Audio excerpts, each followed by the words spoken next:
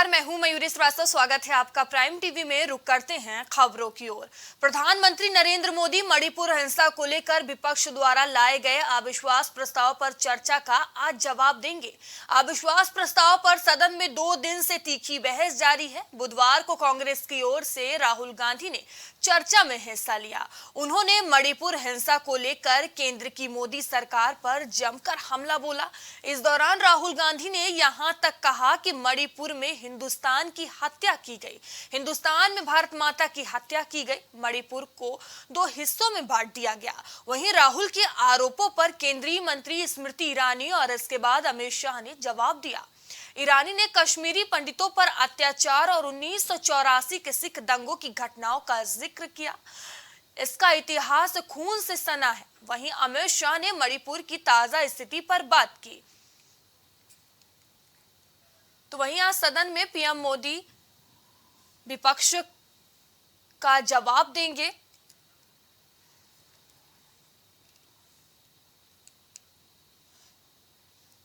बता दें, सदन में अविश्वास प्रस्ताव पर लगातार चर्चा हो रही है और पक्ष विपक्ष में वार पलटवार भी देखने को मिल रहा है। जहां कल राहुल गांधी ने भारतीय जनता पार्टी पर जमकर हमला बोला, तो वहीं स्मृति ईरानी ने भी जमकर राहुल गांधी पर हमला बोलते हुए जवाब देते हुए नजर आई थी।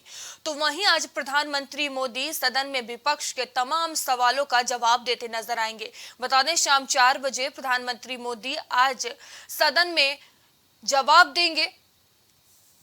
लगातार अविश्वास प्रस्ताव पर सदन में चर्चा देखने को मिल रही है। और इस खबर पर अधिक जानकारी के साथ हमारे सहयोगी विवेक हमसे जुड़ चुके हैं। विवेक, देखिए, सदन में अविश्वास प्रस्ताव पर आज फाइनल चर्चा होगी। प्रधानमंत्री मोदी विपक्ष का जवाब देंगे। देखिए मयूरी, जिस तरीके से विपक्षी गठबंधन एक अविश्वास प्रस्ताव इस सरकार के खिलाफ लेकर आया है, और आपको बता दें कि इससे पहले 2018 में भी कांग्रेस ने अविश्वास प्रस्ताव लाया था, लेकिन अगर बात करें तो उस समय भी उसको मुंह की खानी पड़ेगी और जिस तरीके से ये देखा जाए कि जो समीकरण बैठता है लोकसभा में, उसमें उस हिसाब से विपक्ष कहीं भी अविश्वास प्रस्ताव को पारित कराने में कोई भी समर्थन नहीं जुटा पा रहा है। बात करें तो अकेले भारतीय जनता पार्टी के पास 300 से ज़्यादा सांसद हैं, एनडीए के पास लगभग 333 सांसद हैं, तो कहीं से भी अविश्वास प्रस्ताव, जब वोटिंग होगी प्रधानमंत्री की स्पीच के बाद, प्रधानमंत्री के भाषण के बाद, जब प्रधानमंत्री अपनी बात रखेंगे, उसके बाद जब वोटिंग होगी, तो विपक्ष सत्ता पक्ष के अगेंस्ट जो है वो कहीं भी खड़ा होता नहीं दिखेगा। लेकिन जिस तरीके से लगातार 2 दिन सरकार के खिलाफ एक माहौल बनाया गया और विश्वास प्रस्ताव का, गौरव गोगोई से लेकर राहुल गांधी ने बात करें तो एक लोहा लेके रखा हुआ है सरकार के खिलाफ। जिस तरीके से लगभग 130-35 दिन बाद सदन में राहुल गांधी की वापसी होती है और 35 मिनट अपने भाषण में वो मणिपुर का जिक्र करते हैं, भारत जोड़ो यात्रा का जिक्र करते हैं और सत्ता पक्ष पर मणिपुर को लेकर काफी ज्यादा हमलावर रहते हैं। उन्होंने यहाँ तक कहा गया कि प्रधानमंत्री जो है वो मणिपुर मिलने नहीं जा पा रहे हैं, जो राहत शिविर में लोग हैं उनके लिए प्रधानमंत्री के पास समय नहीं है। तमाम ऐसे एलिगेशन जो है वो एनडीए पे, सत्ता पक्ष पे और देश के प्रधानमंत्री पे लगाए। तमाम बातों पे चर्चा कही। उसके बाद भारतीय जनता पार्टी की तरफ से अगर बात करें तो स्मृति ईरानी ने मोर्चा संभाला और उन सभी आरोपों का प्रतिरोध जवाब दिया। अगर बात करें तो आज देश के प्रधानमंत्री नरेंद्र मोदी सदन में अविश्वास प्रस्ताव पर बोलेंगे और तकरीबन 11 बजे सदन की कार्रवाई शुरू होगी और शाम 4 बजे का टाइम बताया गया कि जब देश के प्रधानमंत्री सदन में अपनी बात रखेंगे। उनकी बात रखने के बाद सदन में वोटिंग शुरू होगी। सत्ता पक्ष और विपक्ष के लोग अविश्वास प्रस्ताव पर वोट करेंगे और जहां तक अनुमान लगाया जा रहा है कि एनडीए के सांसदों के अलावा भी विपक्षी गठबंधन में जो और सहयोगी दल विपक्षियों के साथ है वो इस अविश्वास प्रस्ताव के पहले खिलाफ थे। उनका कहना था कि ये सही समय नहीं है सरकार के खिलाफ अविश्वास प्रस्ताव लाने का, तो हो सकता है कि उसमें से भी कुछ सदस्य जो है सरकार के पक्ष में वोट करें। लेकिन जो मौजूदा हालत लोकसभा का है उसको देखते हुए ये कतई नहीं कहा जा सकता है कि अविश्वास प्रस्ताव पर विपक्षी गठबंधन हावी होने वाली है। मयूरी, विवेक, कल हमने देखा सदन में वार पलटवार जमकर हुआ। राहुल गांधी ने भारतीय जनता पार्टी को तमाम मुद्दों को लेकर घेरा, वहीं स्मृति ईरानी और अमित शाह ने जवाब भी दिया। आज प्रधानमंत्री किन किन मुद्दों को लेकर विपक्ष को जवाब दे सकते हैं? देखिए, अगर बात की जाए तो जिस तरीके से विपक्ष लगातार मणिपुर की बात कर रहा है, विपक्ष लगातार नूह की बात कर रहा है, विपक्ष महंगाई, बेरोजगारी, तमाम ऐसे मुद्दे हैं जिनकी बात कर रहा है, और जिस तरीके से कांग्रेस के राष्ट्रीय अध्यक्ष मल्लिकार्जुन खड़गे ने अमित शाह को कोट करते हुए कहा कि वो इस पार्लियामेंट से ये बता रहे हैं कि वो जीतने जा रहे हैं, तमाम ऐसी चीजें, मिशन डिमोलिश की बात कही, ऑपरेशन कमल की बात उठी, ऐसे कई मुद्दे हैं जो इस दौरान चर्चा का विषय रहे थे। इनमें अनेक सदन के सदस्यों ने चर्चा की थी। तो जिस तरीके से देखा जाए कि देश के प्रधानमंत्री आज सदन को संबोधित करेंगे और विश्वास प्रस्ताव पर अपनी बात रखेंगे, और कहीं ना कहीं उनके निशाने पे कांग्रेस सहित तमाम विपक्षी दल, खास तौर पे राहुल गांधी होने वाले हैं, क्योंकि जिस तरीके से पिछली बार हमने देखा था कि अडानी का नाम लेके लगातार बात कही जा रही थी, राहुल गांधी ने बात कही थी, उसके बाद आज कल जब वो सदन में आए तो उन्होंने माफी मांगा, माफी मांगने के बाद उन्होंने कहा कि मैं अडानी पे कुछ नहीं बोलूंगा, क्योंकि अडानी पे बोलने के बाद लगातार भारतीय जनता पार्टी के जो बड़े नेता हैं उनको बुरा लगता है, खराब लगता है। तो इस तरीके से कटाक्ष भी किया राहुल गांधी ने। अब बारी देश के प्रधानमंत्री नरेंद्र मोदी की है, वो किस तरीके से राहुल गांधी की इन बातों को खुद से डिफेंड करते हैं, क्या प्रतिकार करते हैं, ये देखने वाला मसला होगा। लेकिन जब भी इस तरीके की चीजें हुई हैं, राहुल वर्सेस मोदी हुआ है, तो कहीं ना कहीं नरेंद्र मोदी जो है वो भारी पड़े हैं राहुल गांधी पे। बात करें जिस प्रकार से मणिपुर को लेकर तमाम विपक्षी पार्टियां सरकार पे दबाव बना रही हैं, सरकार पे तमाम आरोप लगा रही है कि वो गैर जिम्मेदारी वहाँ डबल इंजन की सरकार है, वहाँ गैर जिम्मेदाराना रवैया जो है वहाँ लोगों के साथ बर्ताव हुआ, इस पर सरकार चुप रही। राहुल गांधी ने कोट करते हुए साफ तौर पर कहा कि आपने केरोसिन सड़क के चिंगारी लगा दी, आपने भारत माँ को जो है वो वहाँ पे उनकी हत्या की। बाद में सदन से उनके वर्ड जो है वो हटा लिया गया, सदन की परंपरा के विपरीत माना गया। लेकिन आज देश के प्रधानमंत्री इस पूरे मुद्दे पर बोलेंगे और सत्ता पक्ष की तरफ से अपनी बात रखेंगे, और तमाम ऐसे मुद्दे हैं जिन पे प्रहार करते हुए नजर आ सकते हैं। हो सकते हैं कि देश के प्रधानमंत्री इमरजेंसी से अपनी शुरुआत करें कि इमरजेंसी में किस प्रकार से लोकतंत्र की हत्या हुई थी। ऐसे कई मुद्दे इसके पहले भी वो गिना चुके हैं। तो ये देखने वाली बात होगी कि देश के प्रधानमंत्री नरेंद्र मोदी जब आज सदन में बोलेंगे तो किस तरीके से राहुल गांधी की इन बातों को डिफेंड करते हैं। बिल्कुल, धन्यवाद विवेक तमाम जानकारियों के लिए। बता दें, अविश्वास प्रस्ताव पर लगातार चर्चा हो रही है। जहां कल राहुल गांधी ने सत्ता पक्ष को जमकर घेरा, भारतीय जनता पार्टी को लेकर तमाम हमलावर थे, तो वहीं आज प्रधानमंत्री मोदी सदन में विपक्ष का जवाब देते हुए नजर आएंगे। उत्तर प्रदेश के विधानमंडल के मानसून सत्र का आज चौथा दिन है। सदन की कार्यवाही सुबह 11 बजे से शुरू होगी।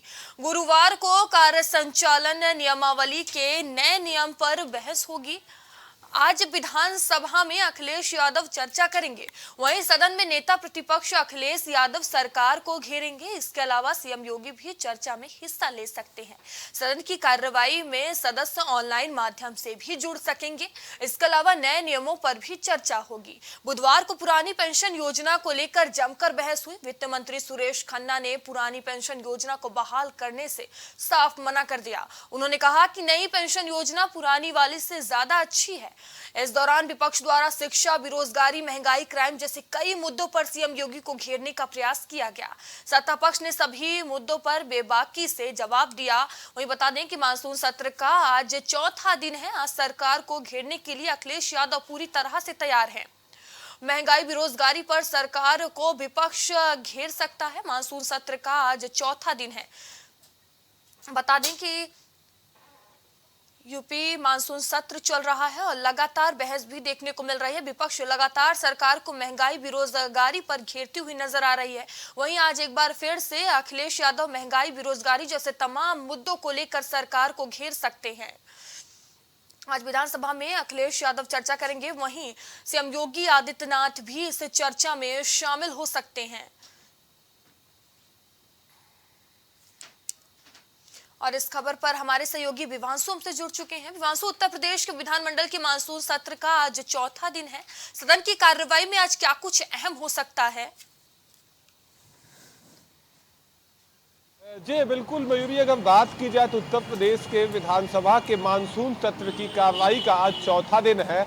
आज अगर बात की जाए तो प्रदेश में आए बाढ़ और सूखे ग्रस्त इलाकों को लेकर कहीं ना कहीं नेता प्रतिपक्ष अखिलेश यादव सब सरकार को कहीं ना कहीं एक बड़ा सवाल कर सकते हैं। साथ ही साथ कहीं ना कहीं जो तमाम समस्याएं आ रही हैं कि 40 से अधिक जिले, उत्तर प्रदेश में 75 जिले हैं, जिसमें से लगभग 40 जिले का अभी हाल फिलहाल में सूखाग्रस्त है, जहां पर मानसून एक्टिव ना होने की वजह से वहां इलाकों में कहीं ना कहीं सूखा पड़ा हुआ है। अगर बात की जाए तो 15 जून से और 30 जून तक कहीं ना कहीं मानसून एक्टिव होता है, मगर अगस्त का पहला सप्ताह समाप्ति हो चुका है और अब तक मानसून एक्टिव नहीं हुआ, जिसकी वजह से अगर बात की जाए तो पूर्वांचल के अधिकांश जिले सूखाग्रस्त हैं। वहीं अगर बात की जाए तो आपने देखा कि दिल्ली की बाढ़ की वजह से पश्चिम में यमुना नदी कहीं ना कहीं जो एक निशान का घेरा होता है उससे ऊपर बह रही थी, जिसके बाद से पश्चिम के किसान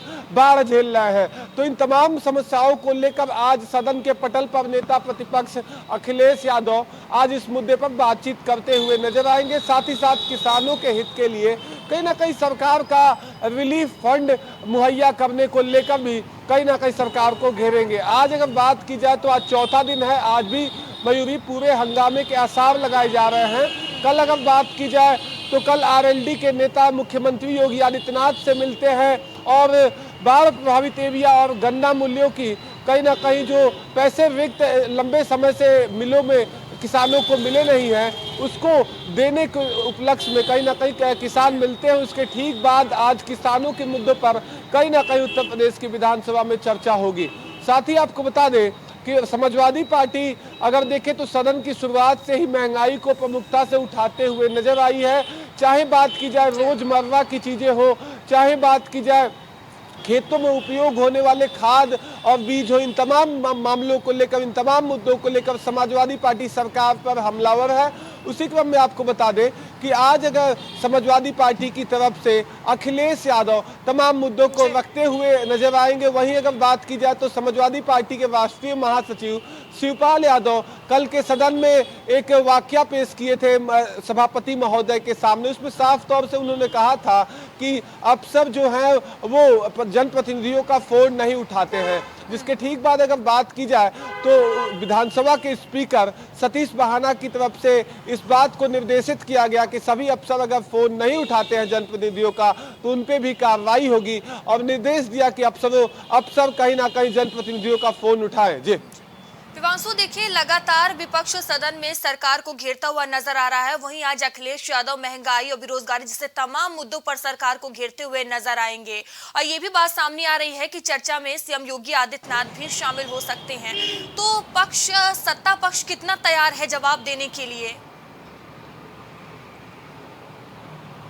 जी बिल्कुल, अगर आपको बता दें कि सत्ता पक्ष की तरफ से जब सदन की शुरुआत हुई थी उस वक्त ही कहा गया था कि बाढ़ पर और साथ ही साथ सूखे पर चर्चा करने के लिए हम तैयार हैं। और सूबे के मुख्यमंत्री योगी आदित्यनाथ अपने सदन के पहले दिन के ही संबोधन में इस बात को स्पष्ट कर चुके थे कि बाढ़ और सूखे पर पक्ष और विपक्ष को मिलकर प्रदेश के किसानों को, प्रदेश की जनता को निजात दिलाना होगा। तो देखने वाली बात ये होगी कि क्या मुख्यमंत्री के जो एक सुझाव था कि विपक्ष इस पर चर्चा करे, आज विपक्ष उस मुद्दे पर चर्चा कर रहा है, तो चर्चा किस तरह से होती है। और किसानों के हित की अगर बात की जाती है तो केंद्र सरकार के द्वारा चलाए जा रहे कहीं ना कहीं किसान सम्मान निधि और फसल बीमा योजना को भी कहीं ना कहीं आज विपक्ष इसको लेकर हमलावर पक्ष पर हो सकता है। अब देखने वाली बात ये होगी कि आज किस एंगल से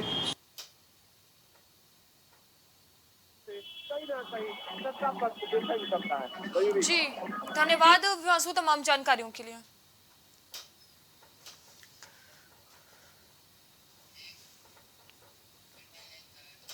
माफिया अतीक अहमद और उसके भाई अशरफ की 15 अप्रैल 2023 को हुई हत्या के मामले में आज जिला एवं सत्र न्यायाधीश की कोर्ट में आरोप तय होंगे। शूटर्स लवलेश तिवारी, सनी सिंह और अरुण मौर्य के खिलाफ विशेष जांच दल एसआईटी ने कोर्ट में आरोप पत्र दाखिल कर दिया है।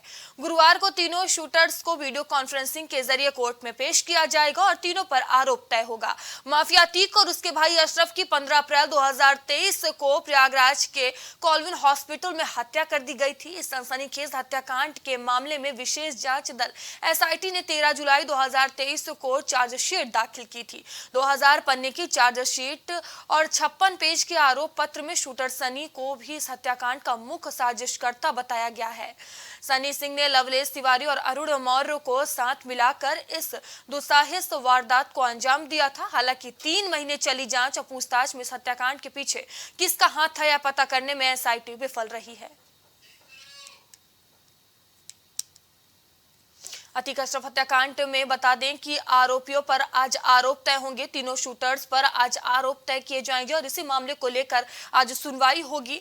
एसआईटी ने जो पूरी जांच की रिपोर्ट दाखिल की है, इसको लेकर आज जांच की जाएगी, उस पर सुनवाई होगी। और प्रयागराज से हमारे सहयोगी पवन हमसे जुड़ चुके हैं। पवन, अतीक अशरफ हत्याकांड मामले को लेकर न्यायालय में आज सुनवाई होगी, तीनों शूटर्स के आरोप तय होंगे, क्या कुछ पूरी जानकारी?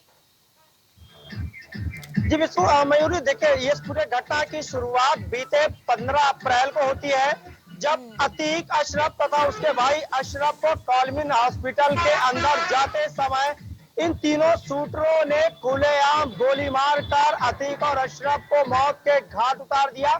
हालांकि घटना के बाद इन तीनों शूटरों ने हथियार फेंक कर सरेंडर कर दिया। पुलिस ने इनको गिरफ्तार किया तथा इनको न्यायिक परीक्षा में भेजा गया। इनको प्रतापगढ़ के जिला कारागार में इनको बंद किया गया है। लेकिन इस पूरे मामले को लेकर एसआईटी की टीम का गठन किया गया और हालांकि इस पूरे घटना की अगर बात की जाए तो घटना को करीब 3 महीने पूरे होने को है और इन तीनों आरोपियों से एसआईटी की टीम लगातार पूछताछ करती रही। हालांकि आज जिला कोर्ट में इन तीनों आरोपियों को पेश किया जाएगा, जिनके ऊपर आरोप तय होंगे। लेकिन 2000 पन्नों के 56 पेज के इस चार्जशीट में सनी सिंह को इस पूरे घटना का मुख्य साजिशकर्ता बनाया गया है। लेकिन अगर इस पूरे घटना की बात करें तो एसआईटी की टीम लगातार 3 महीने जांच पड़ताल तथा पूछताछ करने के बाद भी इन तीनों आरोपियों से अभी तक ये राज नहीं उगलवा पाई है कि आखिर इतने बड़े हत्याकांड को अंजाम देने के पीछे इनकी मंशा क्या थी। हालांकि आज इन तीनों आरोपियों को जिला कोर्ट में पेश किया जाएगा और करीब दोपहर के बाद इस पर सुनवाई होगी, इन पे आरोप तय होंगे। लेकिन इतनी बड़ी घटना को अंजाम देने के बाद इन तीनों आरोपियों से एसआईटी की टीम अभी तक इस तरीके के राज उगलवा नहीं पाई है। निश्चित रूप से एक बड़ा सवाल है। हालांकि आज इन तीनों आरोपियों को कोर्ट में पेश किया जाएगा, इन पे आरोप तय होंगे। लेकिन इस पूरे घटना का जो मुख्य आरोपी साजिशकर्ता बनाया गया है वो सनी सिंह है और जब आज इन तीनों आरोपियों पर आरोप तय होंगे तो निश्चित रूप से इस पूरे घटना को लेकर कहीं न कहीं लोगों के मन में एक सवाल है, वो जवाब उसका लोग अभी भी ढूंढ रहे हैं कि आखिर अतीक और अशरफ हत्याकांड के मामले को अंजाम देने वाले ये जो तीनों शूटर हैं, इनसे एसआईटी की टीम अभी तक कोई राज क्यों नहीं उगलवा पाई है। जी मयूरी। पवन, जो एसआईटी द्वारा चार्जशीट दाखिल की गई है उसमें मुख्य बिंदु क्या क्या है? देखिए मेरे चूंकि जब घटना को अंजाम दिया गया था तो उस पूरी तस्वीर को हमने सहित पूरे उत्तर प्रदेश और कहा जाए तो पूरे भारत देश ने देखा, जब इन तीनों आरोपियों ने खुलेआम अतीक और अशरफ को गोलियों से भून दिया। उसके बाद इन्होंने हथियार फेंक दिया। हथियार फेंकने के बाद इन्होंने पुलिस के सामने अपने आप को सरेंडर कर दिया। उसके ठीक बाद ही न्यायिक आयोग की टीम का गठन किया गया। एसआईटी की टीम ने कई बार घटना स्थल पर जांच पड़ताल की निरीक्षण किया। तमाम उन बिंदुओं पर भी जांच पड़ताल की गई जो इस घटना के दौरान मुख्य रूप से सामने देखने को आए थे। हालांकि अगर एसआईटी की टीम द्वारा दाखिल की गई चार्जशीट की बात की जाए तो इसमें कई ऐसे बिंदु हैं जिनके सवाल अभी तक नहीं मिल पाए हैं कि आखिर ये तीनों शूटर किस तरीके से एक दूसरे से ये संपर्क में आए, किस तरीके से इन लोगों ने पूर्वांचल के सबसे बड़े माफिया अतीक अहमद तथा उसके भाई पूर्व विधायक अशरफ को किस तरीके से गोली मारकर मौत के घाट उतार दिया गया, किस तरीके से पुलिस अभिरक्षा में अतीक अशरफ की मौत होती है। तमाम तो ऐसे पवन, जिस महत्वपूर्ण तरह भी आप बिंदु हैं। बता रहे हैं कि तमाम सवाल हैं जिनके जवाब अभी नहीं मिल पाए हैं, जैसे इस घटना के पीछे हाथ किसका था और जो जिगाना पिस्टल थी उसकी रकम कहां से आई, और भी तमाम सवाल हैं, तो आगे का क्या रुख हो सकता है? क्या एसआईटी को और समय दिया जा सकता है? बिल्कुल, अगर हम पूरे घटना पे अगर हम नजर डालें और देखा जाए कि किस तरीके से इस पूरे घटनाक्रम की शुरुआत होती है, किस तरीके से आज इन तीनों आरोपियों को वीडियो कॉन्फ्रेंसिंग के माध्यम से जिला कोर्ट में पेश किया जा रहा है, किस तरीके से एसआईटी की टीम ने आरोप पत्र दाखिल किए, किस तरीके से 2015 पेज की और 56 पन्नों की जो चार्जशीट बनाई गई है, आखिर इसमें ऐसे तमाम सवाल है जिनके जवाब नहीं मिलेंगे। तो बड़ी बात है कि आज जिस तरीके से एसआईटी की टीम इनको कोर्ट में पेश कराने के बाद निश्चित रूप से एसआईटी टीम को समय की जरूरत होगी, क्योंकि तमाम ऐसे सवाल हैं जिनके जवाब अभी तक नहीं मिल पाए हैं। हालांकि इतने बड़े हत्याकांड को अंजाम देने के बाद ये तीनों आरोपियों ने जिस तरीके से सरेंडर किया और करीब 3 महीने की पूछताछ के बाद एसआईटी की टीम के हाथ तमाम वो सुराग, तमाम वो अहम जानकारी न मिल पाना, तो कहीं न कहीं इस बात की ओर ये इशारा कर रहे हैं कि एसआईटी की टीम को इस जांच पड़ताल के लिए, इस पूछताछ के लिए कहीं न कहीं और समय की जरूरत है। जी धन्यवाद पवन, हमसे जुड़ने के लिए, तमाम जानकारियों के लिए।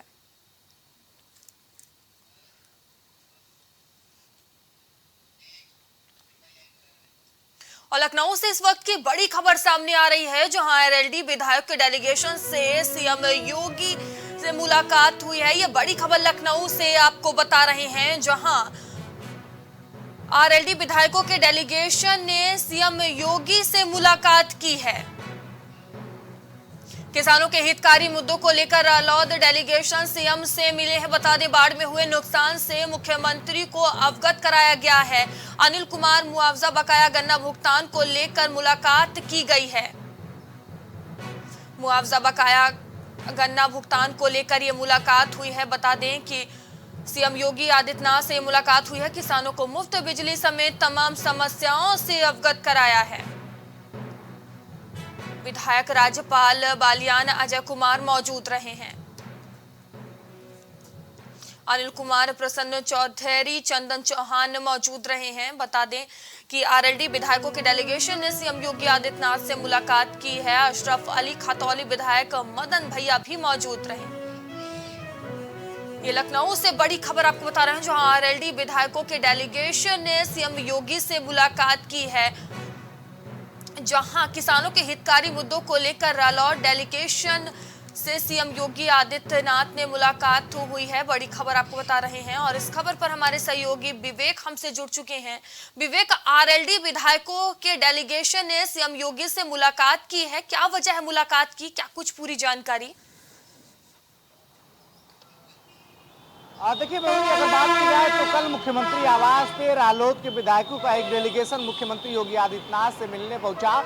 और जिस तरीके से देखा जाए तो राष्ट्रीय लोकदल लगातार किसानों का मुद्दा उठाती रहती है। अगर बात करें तो इस पार्टी के जो पुरखे हैं उनको किसानों का मसीहा कहा जाता है, और खेती किसानी से वो जुड़ते चले आ रहे हैं। पिछले कई सालों से राष्ट्रीय लोकदल किसानों की बात करती है, चाहे वो गन्ना किसान हो, चाहे वो आलू का किसान हो, और उनकी तमाम समस्याओं को प्रदेश स्तर और देश स्तर पर राष्ट्रीय पटल पर रखने का काम करती है। इसी सिलसिले में रालोद विधायकों का एक डेलीगेशन, बात करें तो उत्तर प्रदेश के मुख्यमंत्री योगी आदित्यनाथ के आवास पहुंचा, उनसे मिला, और सूबे में बाढ़ से हुए नुकसान से लेकर गन्ना किसानों की जो भुगतान की बात है, उन सभी समस्याओं पर मुख्यमंत्री का ध्यान भी अवगत कराया। अगर बात करें तो सदन में आज भी किसानों और बात करें किसानों और जो सूखेग्रस्त इलाके हैं या फिर जो बाढ़ से प्रभावित जगह हैं, उन पे जो नुकसान हुआ है उन पे सदन में आज चर्चा हो सकती है। बाकायदा विपक्ष इस मामले को सदन में उठाएगा। उसके पहले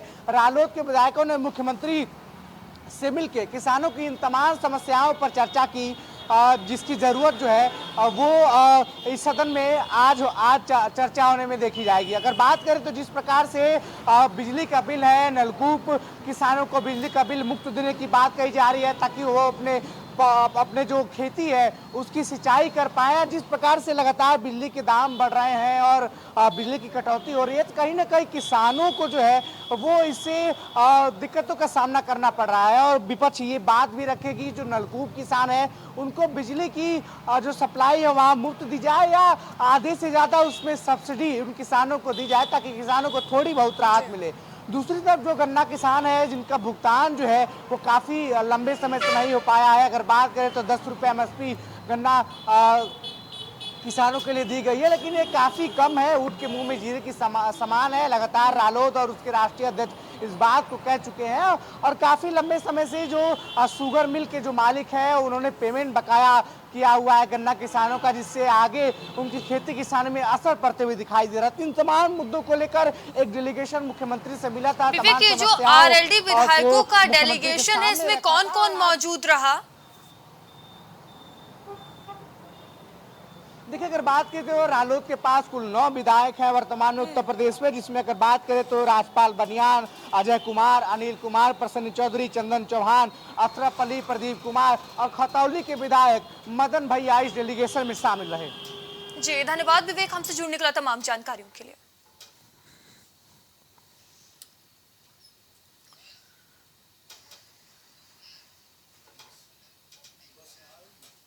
अभी के लिए इतना ही, आगे आपसे फिर होगी मुलाकात, तब तक लिए बने रहिए प्राइम टीवी के साथ। नमस्कार। कुछ भाव पुष्प। आप देख रहे हैं प्राइम टीवी, सच साहस सरोकार।